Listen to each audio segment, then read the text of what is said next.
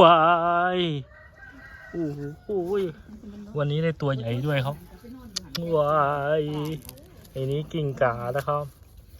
ปล่อยโอ้ยเจ็บโอ้ยพี่โอ้ยกิ่งกานี่กลับบ้านก่อนโอ้ย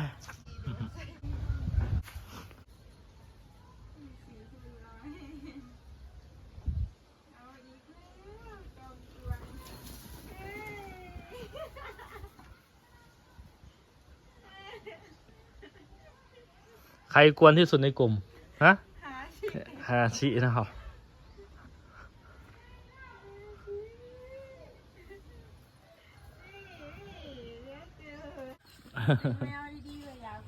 ฮาชินี่สนเนาะฮาชิ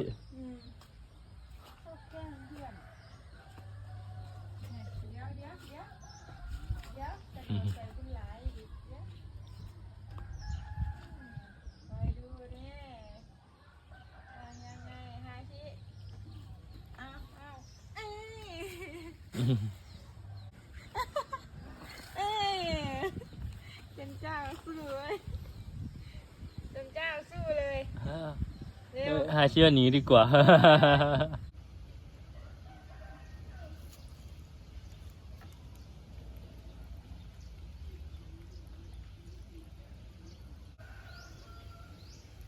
มันมีผีเสื้อตัวหนึ่งนะครับบินมาเมื่อกี้หนูนกอย่างนี้ครับถ้าผ่านมาครับ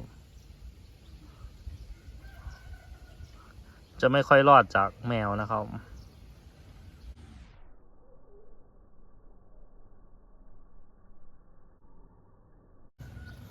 ผ่านนะครับบินไปแล้วกลางสระน้ำแล้ว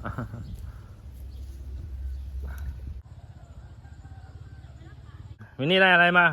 ฮะได้อะไรมาฮะเฮ้ยขอได้ไหม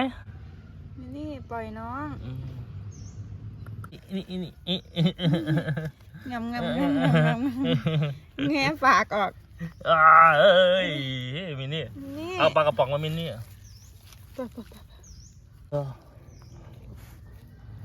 ค่อยๆงะเอาโอ้ห่วงอีก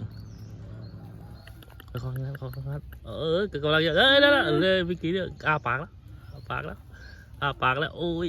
กัดแน่นกว่าเดิมอีกเอ้ยล่ามาได้ก็ปล่อยกันกายเมื่อกี้จะแย่งออกมาได้แล้วโอเคเจนี่มีปะทีมงานจะมาแย่งด้วยโอ้หลายตัวนะครับปะมินนี่ปะเดี๋ยวให้เอาลูกหัวลงมาเอามาขอเจ้าขอมาขอโอ้เก่งมากเลยมินนี่โอ้ยล่ามาได้เก่งมากเลยมาขอมินนี่มามินนี่คนเก่งพี่สมหวังมินนี่เก่งจังเลยมินนี่มาว้ายไอ้ฮาชิไปแล้วเข้าป่าไปแล้วมินนี่มา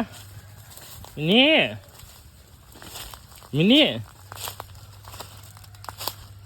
มิน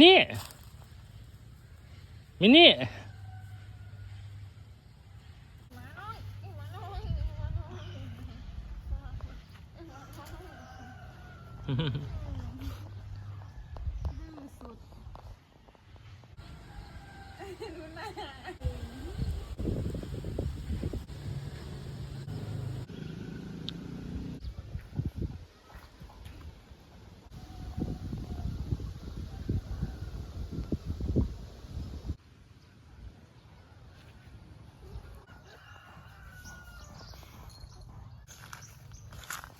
เดี๋ยวคลิปนี้ก็ลากันไปก่อนนะครับเดี๋ยวเจอกันคลิปต่อไป